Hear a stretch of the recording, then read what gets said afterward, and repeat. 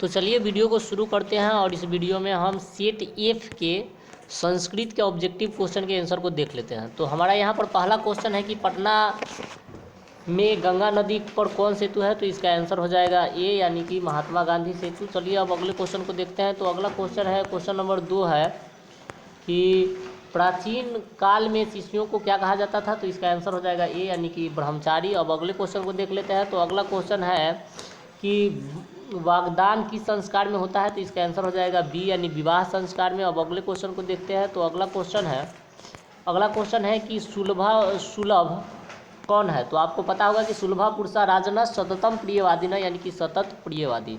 अब अगले क्वेश्चन को देखते हैं। तो अगला क्वेश्चन है कि नीति श्लोका पाठ में परम श्रेय किसे कहा गया है। तो इसका आंसर हो जाएगा कि क्षमा को परम श्रेय कहा गया है। क्षम का शांति रुतमा तो इसमें हो जाएगा कि धर्म एको धर्म परम श्रेय, एक धर्म को कहा गया है। तो इसका आंसर हो जाएगा ए। अगला क्वेश्चन देखते हैं। तो अगला क्वेश्चन है कि छात्रा नाम डैश तपह। तो इसका आंसर हो जाएगा छात्रा नाम अध्ययनम तपह, यानी कि सी आंसर। अब अगले क्वेश्चन को देखते हैं। तो अगला क्वेश्चन है कि स्वामी दयानंद के लिए कौन पर्व उद्बोधक सिद्ध हुआ। तो इसका आंसर हो जाएगा डी, यानी शिवरात्रि। अब अगला क्वेश्चन देखते हैं। तो अगला क्वेश्चन है कि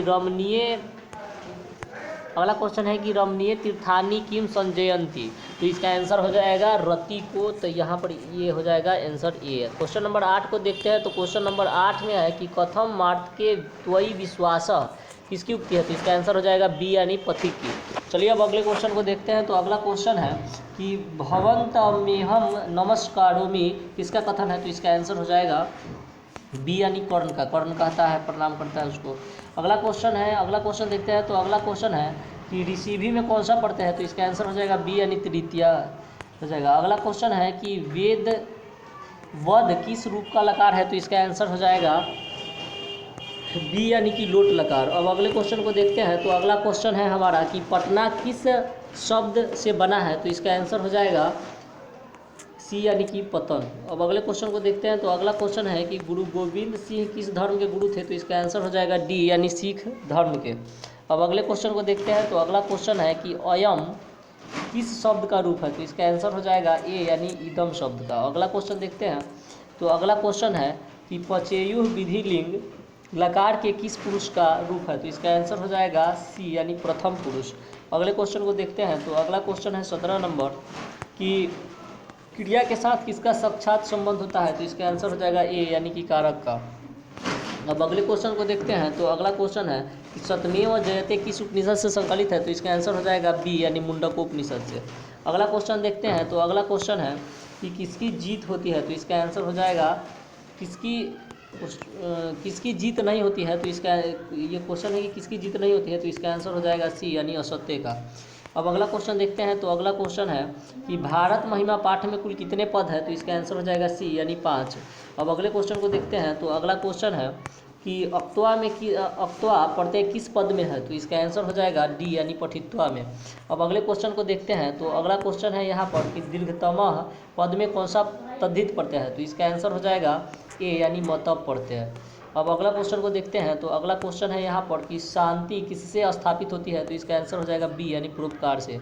अगला क्वेश्चन देखते हैं। तो अगला क्वेश्चन है यहाँ पर कि सारा संसार अपना परिवार किसके लिए है। तो आंसर हो जाएगा सी, यानी उदार चरित्र वालों के लिए। आप पढ़े भी होंगे असलो कि उदार चरिता नाम तो वसुधैव कुटुम्बकम। अब अगले क्वेश्चन को देखते हैं। तो अगला क्वेश्चन है कि शोभनियम में कौन सा पद के लिए होगा। तो शुभ जोड़ अनियर पढ़ते हैं। अब अगले क्वेश्चन को देखते हैं। तो अगला क्वेश्चन है कि द्विगु समास का उदाहरण है। तो इसका आंसर हो जाएगा सप्ताह। अब अगले क्वेश्चन को देखते हैं। तो अगला क्वेश्चन है यहाँ पर कि बालकियों किस विभक्ति का रूप है। तो इसका आंसर हो जाएगा बी, यानी षष्ठी विभक्ति। अब अगले क्वेश्चन को देखते हैं। तो अगला क्वेश्चन है यहाँ पर कि गंगा शब्द के सप्तमी एक वचन का रूप है। तो इसका आंसर हो जाएगा सी, गंगायाम। अगला क्वेश्चन देखते हैं। तो अगला क्वेश्चन है यहाँ पर कि भारतवर्ष में किसकी महान परंपरा है। तो इसका आंसर हो जाएगा ए, यानी कि शास्त्र की। अब अगले क्वेश्चन को देखते हैं। तो अगला क्वेश्चन है कि पिंगल किस वेदांत शास्त्र के प्रवर्तक है। तो इसका आंसर होगा बी, यानी छंद शास्त्र के। अब अगला क्वेश्चन देखते हैं। तो अगला क्वेश्चन है कि तत्र जोड़ एक की संधि होगी। तो इसका आंसर हो जाएगा ए, यानी कि तैत्त्रयकः। अब अगला क्वेश्चन देखते हैं। तो अगला क्वेश्चन है 32 नंबर में क्वेश्चन है कि चंद्रशेखर में कौन सा समास है, तो इसका आंसर हो जाएगा बी सी यानी बहुव्रीहि समास। अब अगले क्वेश्चन को देखते हैं। तो अगला क्वेश्चन है कि किस वाक्य में अनुक्ते कर्तरी तृतीया सूत्र से तृतीया विभक्ति हुई है, तो इसका आंसर हो जाएगा सी यानी कि पुण्येन सुखम मिलति।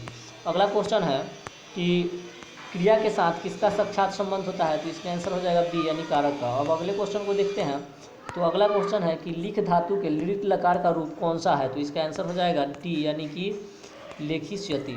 अगले क्वेश्चन को देखते हैं। तो अगला क्वेश्चन है कि क्व जोड़ अपी की संधि क्या होगी, तो इसका आंसर हो जाएगा ए यानी क्वापी। अगले क्वेश्चन को देखते हैं। तो अगला क्वेश्चन है कि गायक का संधि विच्छेद क्या होगा, तो इसका आंसर हो जाएगा बी यानी कि गय जोड़ अकह। अगला क्वेश्चन देखते हैं। तो अगला क्वेश्चन है कि सदुक्ति में कौन सा संधि है, तो इसका आंसर हो जाएगा ए यानी कि व्यंजन संधि, क्योंकि सत जोड़ उक्ति है तो सत में त में व्यंजन आ जाएगा, इसलिए व्यंजन संधि। अब अगले क्वेश्चन को देखते हैं। तो अगला क्वेश्चन है कि पंचतंत्रा नाम समाहारः समस्त पद होगा, तो इसका आंसर हो जाएगा ए यानी पंचतंत्रम। अगला क्वेश्चन है कि मधुर वचनम में कौन सा समास है, तो इसका आंसर हो जाएगा बी यानी कर्मधारय समास। अब अगले क्वेश्चन को देखते हैं। तो अगला क्वेश्चन है यहाँ पर कि भारत किससे सदा सेवित है, तो इसका आंसर हो जाएगा डी यानी इनमें सभी से। अगले क्वेश्चन को देखते हैं। तो अगला क्वेश्चन है यहाँ पर कि कर्मवीर कथा पाठ में किसकी कथा है, तो इसका आंसर हो जाएगा ए यानी राम प्रवेश की। अगले क्वेश्चन को देखते हैं। तो अगला क्वेश्चन है कि भीखन टोला गांव कहाँ है, तो इसका आंसर हो जाएगा बी यानी बिहार में। अगले क्वेश्चन को देखते हैं। तो अगला क्वेश्चन है यहाँ पर कि स्वामी दयानंद का जन्म किस गांव में हुआ है, तो इसका आंसर हो जाएगा सी यानी टंकरा में। अगला क्वेश्चन है 45 नंबर क्वेश्चन है अगला कि स्वामी दयानंद का जन्म स्वामी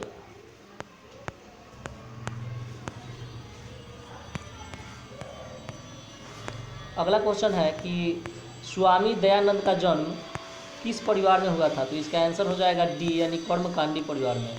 अगले क्वेश्चन को देखते हैं। तो अगला क्वेश्चन है यहाँ पर कि अयम जटाबी तपसः प्रीत्यते वाक्य में जटाबी पद में तृतीय विभक्ति किस सूत्र से हुई है, तो इसका आंसर हो जाएगा बी यानी इथम भूत लक्षणे। अगला क्वेश्चन है कि किस कारक में सप्तमी विभक्ति होती है, तो याद रखना है कि अधिकरण कारक में सप्तमी विभक्ति होती है। अब अगले क्वेश्चन को देखते हैं। तो अगला क्वेश्चन है कि नियति में किस धातु का रूप है, तो इसका आंसर हो जाएगा डी यानी कि नी। अगले क्वेश्चन को देखते हैं। तो अगला क्वेश्चन है कि नारी में कौन सा स्त्री पढ़ते हैं, तो इसका आंसर हो जाएगा सी यानी इंग्लिश पढ़ते हैं। अब अगले क्वेश्चन को देखते हैं। तो अगला क्वेश्चन है कि पठ जोड़ घय से कौन सा शब्द बनेगा, तो इसका आंसर हो जाएगा बी यानी पाठ। अगला क्वेश्चन है कि भारत महिमा पाठ का प्रथम पद किस पुराण से संकलित है, तो इसका आंसर हो जाएगा ए यानी विष्णु पुराण।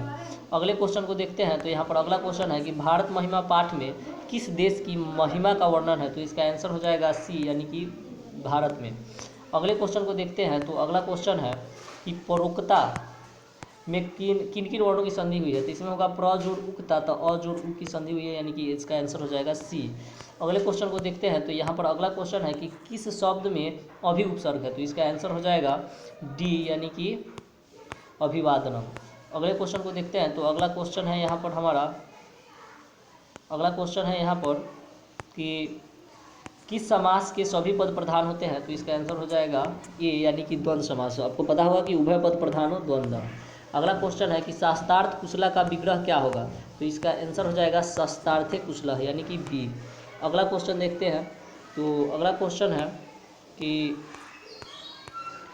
शैशव अवस्था के कितने संस्कार होते हैं, तो आपको पता है कि 6 होता है, तो इसका आंसर हो जाएगा ए। अब अगले क्वेश्चन को देखते हैं। तो अगला क्वेश्चन है कि पुष्पन संस्कार कब होता है, तो इसका आंसर हो जाएगा बी यानी जन्म के उपरांत।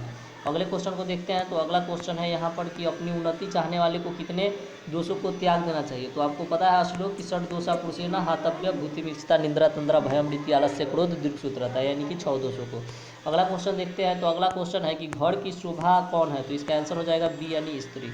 अब अगले क्वेश्चन को देखते हैं। तो अगला क्वेश्चन है कि कीम जोड़ तहसील से कौन सा शब्द बनेगा, तो इसका आंसर हो जाएगा डी यानी कि कदा। अब अगले क्वेश्चन को देखते हैं। तो अगला क्वेश्चन है यहाँ पर कि मंदाकिनी वर्णनम पाठ किस ग्रंथ से संकलित है, तो इसका आंसर हो जाएगा बी यानी कि रामायण। अगले क्वेश्चन को देखते हैं। तो अगला क्वेश्चन है कि चित्रकूट स्थित गंगा का वर्णन किस पाठ में है, तो इसका आंसर हो जाएगा सी यानी मंदाकिनी नदी।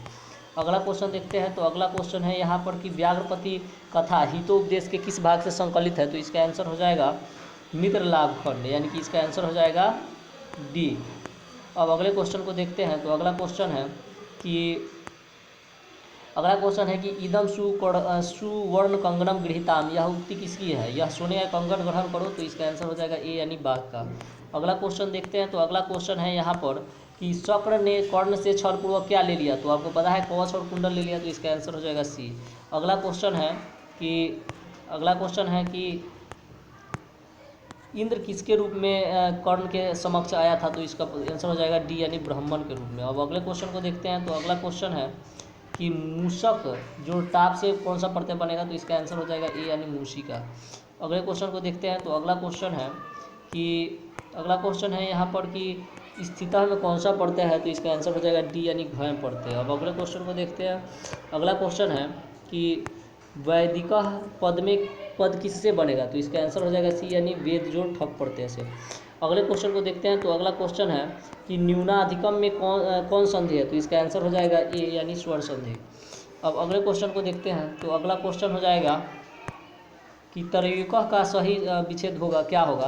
तो इसका आंसर हो जाएगा ए यानी कि बी यानी कि तयोः जोड़ एकः। अब अगले क्वेश्चन को देखते हैं। तो अगला क्वेश्चन है यहाँ पर 73 नंबर कि समाज की गाड़ी कैसे चलती है? तो इसका आंसर हो जाएगा सी यानी कि पुरुषों और नारियों से। अगले क्वेश्चन को देखते हैं। तो अगला क्वेश्चन है यहाँ पर कि मैत्रेयी कौन थी? तो इसका आंसर हो जाएगा डी यानी याज्ञवल्क्य की पत्नी। अगले क्वेश्चन को देखते हैं। तो अगला क्वेश्चन है यहाँ पर अलसशाला में आग किसने लगाई? तो इसका आंसर हो जाएगा सी यानी कि आलसियों के कर्मचारियों ने। कुछ लोग विदेश्वर टिक कर रहे हैं, वो गलत है। अगला क्वेश्चन है कि अलस कथा पाठ में अहो कथम कोलाहलम किसकी उक्ति है? तो इसका आंसर हो जाएगा ए यानी कि पहला आलसी कहता है कि क्या चीज़ का हल्ला हो रहा है। अब अगले क्वेश्चन को देखते हैं। तो अगला क्वेश्चन है कि अ जोड़ ई के मेल से कौन सा नया वर्ण बनेगा? तो इसका आंसर हो जाएगा बी यानी कि ए। आपको पहले से भी हम बताए हुए हैं कि अ जोड़ ई के मेल से ये बनता है। ट्रिक भी बताए थे याद रखने के लिए कि अ जोड़ ई यानी आ ई कर देंगे तो ए हो जाएगा आई ए। अगला क्वेश्चन है कि उन्नति शब्द में कौन सा उपसर्ग है? ठीक है, तो उन्नति शब्द में उत जोड़ नति, तो ये उत उपसर्ग हो जाएगा। ठीक है, अगला क्वेश्चन को देखते हैं। तो अगला क्वेश्चन है कि लंबम उद्रम यशस्य सह का समस्त पद क्या होगा? तो इसका आंसर हो जाएगा डी यानी लंबोदरः। अब अगले क्वेश्चन को देखते हैं। तो अगला क्वेश्चन है हमारा यहाँ पर कि प्रति के युग में कौन सी विभक्ति होती है? तो प्रति के युग में पंचमी विभक्ति होता है, चतुर्थी विभक्ति होता है, लेकिन यहाँ पर द्वितीय विभक्ति हो जाएगा आंसर। ठीक है, तो इसका आंसर हो गया ए। अगले क्वेश्चन को देखते हैं। तो अगला क्वेश्चन है कि किस समास का प्रथम पद प्रधान होता है, संख्या होता है? तो इसका आंसर हो जाएगा बी यानी संख्या पूर्व द्विगु होता है। अगले क्वेश्चन को देखते हैं। तो अगला क्वेश्चन है कि निश्चय में कौन उपसर्ग है? तो इसका आंसर हो जाएगा सी यानी निश्चय उपसर्ग। अगले क्वेश्चन को देखते हैं। तो अगला क्वेश्चन है कि किस शब्द में पड़ी उपसर्ग नहीं है? तो इसका आंसर हो जाएगा डी यानी कि जो ऑप्शन है वो देख लेते हैं, पड़ीरम है, वो ही आंसर हो जाएगा। अगले क्वेश्चन को देखते हैं। अगला क्वेश्चन है यहाँ पर कि अगला क्वेश्चन है कि करण कारक में कौन सी विभक्ति होती है? तो इसका आंसर हो जाएगा ए यानी कि तृतीय विभक्ति। अब अगले क्वेश्चन को देखते हैं। तो अगला क्वेश्चन है यहाँ पर कि सौहार्थे अवयवों के युग में कौन सी विभक्ति होती है? तो इसका आंसर हो जाएगा सी यानी कि तृतीय विभक्ति, सौहार्थे तृतीया, पता होगा आपको।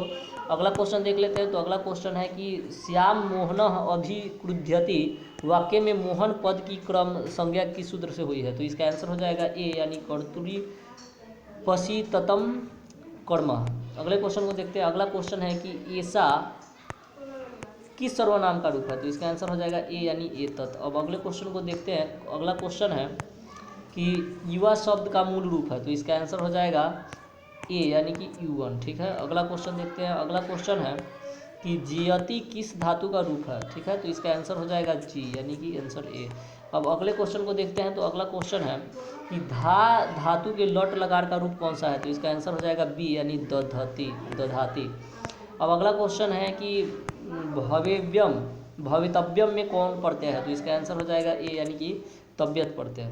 अब अगले क्वेश्चन को देखते हैं। तो अगला क्वेश्चन है यहाँ पर कि किस शब्द में तुमुन प्रत्यय है? तो इसका आंसर हो जाएगा बी यानी पठितुम। ठीक है, अब अगला क्वेश्चन देखते हैं।